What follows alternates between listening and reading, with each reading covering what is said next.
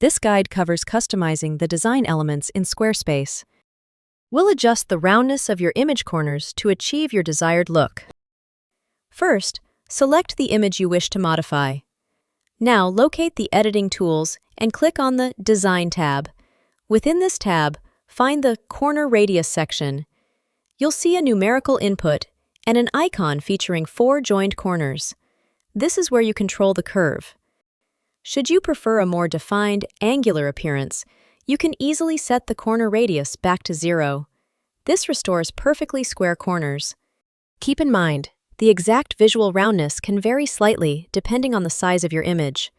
A lower number will result in a less rounded corner, while a higher number will create a more rounded corner.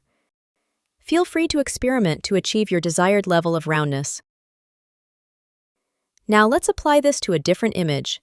Click on the next image to select it, then return to the Design tab and the Corner Radius section. Instead of a single numerical input, let's explore an alternative. Click the icon that displays 4 separate corners. This allows you to fine-tune each corner's radius individually.